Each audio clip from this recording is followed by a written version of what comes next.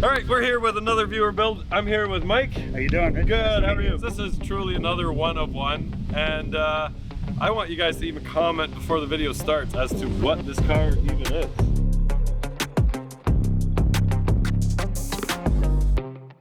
Let's get into it. Here we go.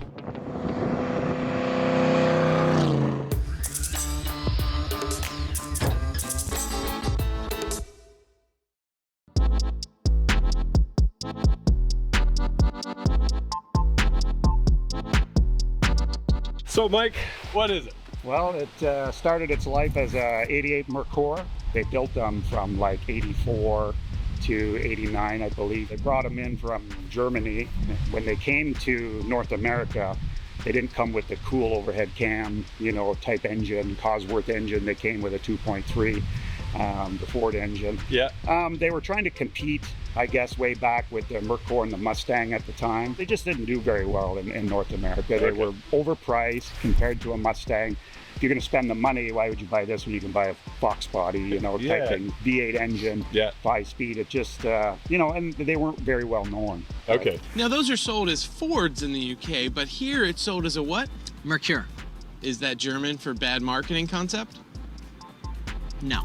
So you're the second owner, third? Probably around the third. I didn't know a lot of history about this car when I bought it. It was sitting at a Ford dealership in the back parking lot. They did a bunch of stuff to it, and I guess the owner never came back. The motor was basically done. Okay. They happened to be closing down, so I finally went to one of the guys. I said, "What are you guys doing with that Merkur?" I would sneak back there and look at it every once in a while. I really dig the cars from way back. Yeah. I really wanted one, so finally I guess they got sick of me asking about it, and they had to clear the place out, and they said, "Just take the damn thing, get you know, out of there." So yeah, I towed it home, played around with it a little bit, put a cylinder head on it, drove it. The car was actually in really good shape. Okay. Still got the original floors in it. Nice. The body was excellent, just it had a bad cylinder head. So I happened to have one hanging around, threw it on, drove it for a little while. It was a 5-speed, but I just wanted more. Okay. So that's when I decided I wanted to put a V8 in the car. All right. Submitted supercar. Pretty much. That's amazing. The motor is it's an 88 5-liter T5 5-speed transmission. And that basically came with the engine. 289 heads on it, so I bumped the compression ratio up a fair bit. It's got some nice parts on it. I used to drag race, so I had some parts kicking around. Okay. Swap meets, trade, pick from where you can. That's the story. I love that story. Yeah. And the true hot rodding. You know, I'm going to build my own thing with what I've got. Yeah, aluminum roller rockers and the Victor Jr. you know, intake. You know, nice. Many years ago, that was the parts to have. Yeah, the idea was to get the motor back as far as I could. Yeah. Original firewall went roughly across here. So you managed to put the front 2 cylinders in front of the firewall. Yes, I succeeded in getting the motor back, and you know, the car really handles well. Because of the weight being pushed back. Right. Doesn't have any body roll. Came up with the mounts for the front. Those are basically off a stock car kind of design, how they did it. No vibration dampeners, just a 2x2 square solid tube. motor, solid tranny. Yeah. So the engine swap came first, and then you drove it as is with the engine swap, but you didn't start the playing with the body. Yeah, no, I had cut up the firewall. Yeah. To get the engine in, and then the body kind of came after it. The rear end is an 8.8 independent differential out of Lincoln Mark 8. Okay. So it's all aluminum. Center section, aluminum upper and lower control arms. Yeah. Worked really good in here. I just kind of had to cut and narrow it a little bit to get it to fit, and yeah, fit right in. Right on. Yeah. Nice. Yeah, so fuel cell. Yep. Just your standard fuel cell. Yeah. Battery, obviously. Yeah, really adjustable. So I mean, you can adjust them from harder to softer, whatever you like, up and down. It's kind of maxed out at the top right now, but yeah, it actually works really well. Very cool. So you did the suspension right away, like when you did the engine swap? Right. Okay. Yeah. So what that was early 2000s? Probably around there, yeah. Okay. So even way before YouTube and before you know, getting the cantilever design, like that's pretty ambitious for back then. Yeah, I just had to come up with something because I tried to fit the coils and the shocks, and nothing would really fit where they're supposed to go. So and the fact that it's still here 25 years later, how many miles would you say you got on it? I used to drive it a lot more, take it to a lot of car shows and, you know, stuff like local car shows. I've had it up to London. I took it to Mount Forest for a big car show they had there. Okay. And I think there was over 500 cars. Nice. And I won best modified vehicle Right in the on. show. So it Very was cool. pretty cool. Yeah. Yeah. I definitely wanted to do something different with the doors. And, you know, everyone has the, you know, gull-wing doors, scissor doors, suicide doors. Yeah. I said, I want to make my doors fold up. Okay. And first I got a bunch of looks like, what are you talking about folding up? I said, well, I want them to come out and I want them to fold onto the roof. Yeah. That's what I did. So, you know, I figured, well, I got it mounted on both sides, so I had to add basically a bar in the front there to go across. Yeah. So it goes across and down, because before I just had the sidebar. Okay.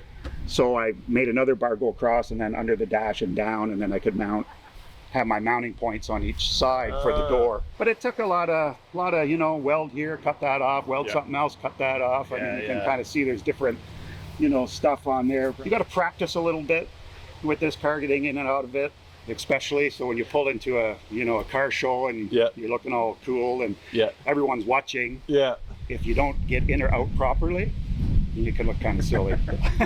So do you always open the door for your wife? I do, because I've had friends travel with me and we kind of go over, well, this is how the door works, right? Well, they mess it up every time. But I mean, I tried to drive it every summer. I drive it to work. You know, it's not a trailer queen, or I go to car shows, I let kids sit in it and parents sit in it. It's kind of funny because I'd have a lineup of kids and parents wanting to sit in it to get their picture taken. And, and I don't mind. That's what it's all about. Yeah, that's right. Can I drive it? Absolutely. Right on. So how do you get in? There's no door handle. No door handle, so you roll the window down with the fob. Which one? I believe it's 3. Try 3? that one. There you go. Yes. So window down. And then? Yeah, I just kind of hold on to the door. And, to the front? Kind of just let her fall over. And I always want to make sure this is locked, because otherwise it's going to flop and hit your roof. I usually hold it. Okay. So put your hand around and then just lift the door. I usually just hold it a bit. Just kind of let it go up. There you go. That was scripted. Yeah, that's not bad at all. No. That should stay. I sometimes hold it just to make sure. Yeah, pull it down. Yeah. And then flick it up. Yeah, just want to put a little tension down. Go down. Okay. Oh, there we go. Now you can just pull it straight. The key is to do it straight. Yeah. Okay, so you put the angle on there so that you don't hit the brake? Right. Right. Because you want to push on it like that. That's kind of in line with your leg, right? Yeah. And then you hit the brake, so. Flick up. One. That one. Now you can start. Okay. Oh, water pump. That's water pump. Yeah. Okay.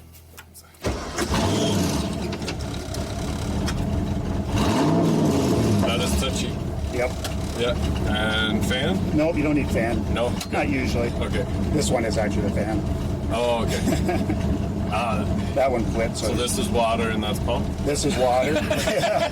This one quit, so I just moved it over. No power steering? No power steering. No, bare bones. The turning radius isn't great. No, usually the no power steering, the manual boxes have better turning radius, but yeah, it's got a Pinto steering rack in it, manual. Okay. What do you realize, or what do you feel comfortable at? Yeah, usually around 5.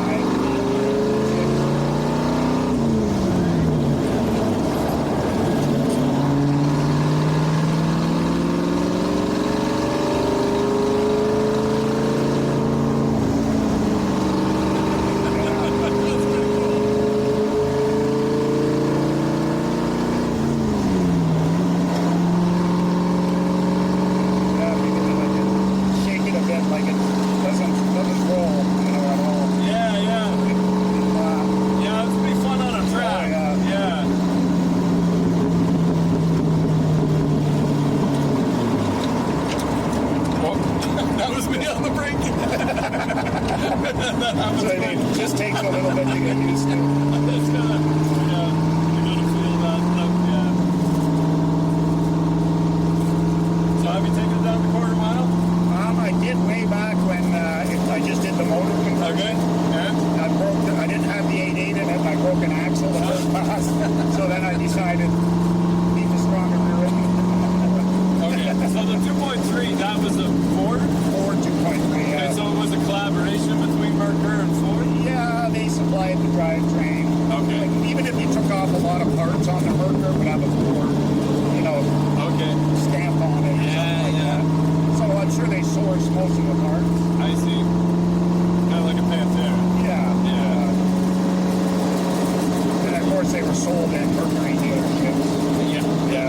don't think the Ford dealerships had them. I think it was just the Mercury dealership. Okay. What's the gear ratio? 373. Okay. That makes for a nice cruiser. Oh yeah. Yeah. Yeah, you get it fifth and stuff. And, Yeah. and it always runs pretty cool.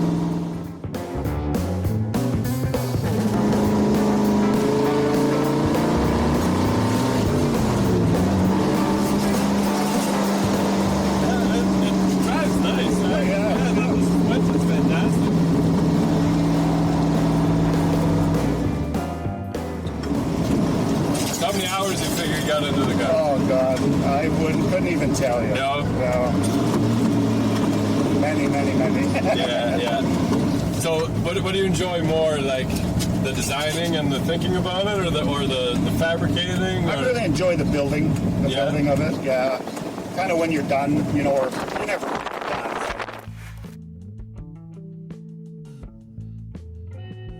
Because this was a German car, I kind of wanted to do a German theme. Yeah. And so when I was building it, doing the wide body, I was researching. I said, well, I want to do rivets, So then I started thinking, well, everyone's trying to make rivets look like real rivets. Why don't we use real rivets? Yeah. So I bought a gigantic bag of steel rivets, and every rivet added 80 pounds to the car. Every rivet is glued in with panel adhesive. Okay. So drilled the hole, panel adhesive the rivet, Yeah. the rivet in. So it was all basically one finger in between, kind of was the spacing idea.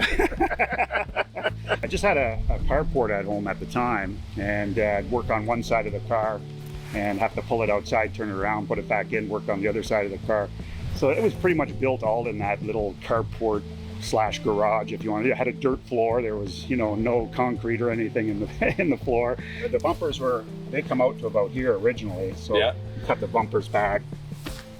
These are original Merkur on the old quarter panels. They plastic, right? So I'm noticing like this. Like, is this like a jack port where you jack up on the car? Originally, yeah. So did you put that in, or is that stock, or what is it? So this is original Merkur, probably up to about here.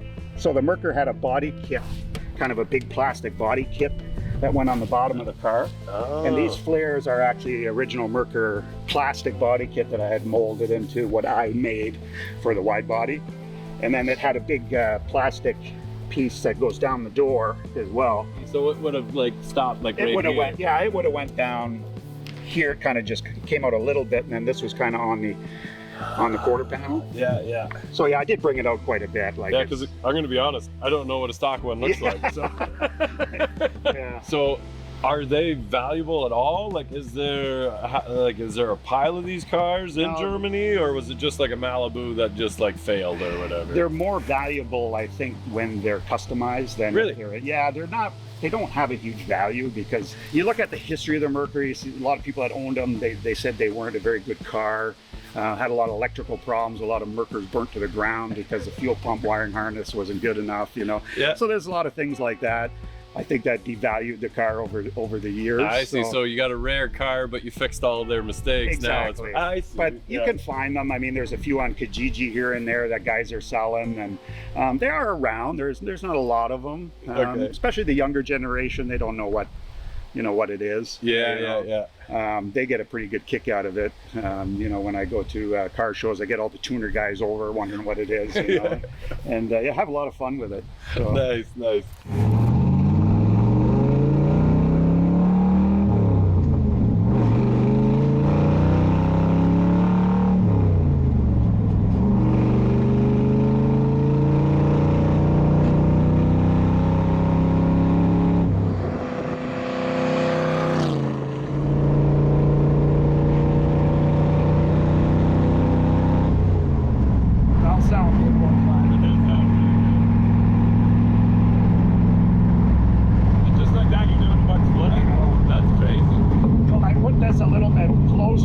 Because I figured if you were going to road course, you wanted the steering wheel. Yeah. But as I got kind of older and bigger, it's taken up more room. The steering column still stock? No, that's out of a Sunfinder Tanker. There's one white. And what was the reason for that? Just because I needed to kill. Oh, okay. That was what you had later on? Yeah,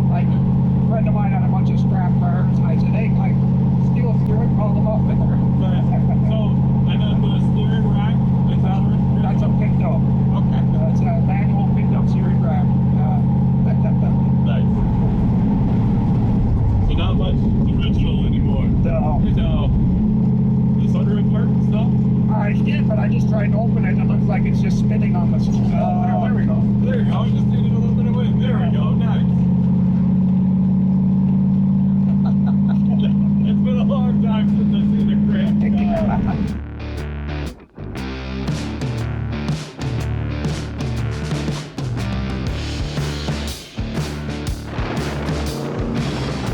Now the front hubs are off a Ford Windstar. Like you get the big brake. So what's the hubs off the back? The back is original Lincoln marking. Okay. Yeah. Okay. Oh, I see. They matched with the. Yeah. Yeah. That's the whole diff out of a Mark. Okay. So how'd you get the hubs to fit with the suspension? On the front? Yeah. Basically, yeah. The struts actually fit in right into the Okay. the Windstar. Right on. And at that time, you could buy slotted motors for a Ford quick start. So that's what's on the front.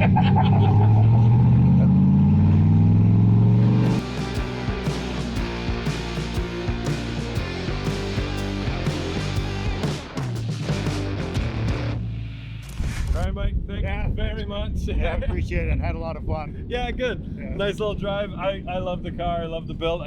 You are selling it? You know, it is for sale. I did take it off. It was on, and I took it off. But I got other projects I'm working on, and eventually you gotta let some go to make room for more, right? Okay.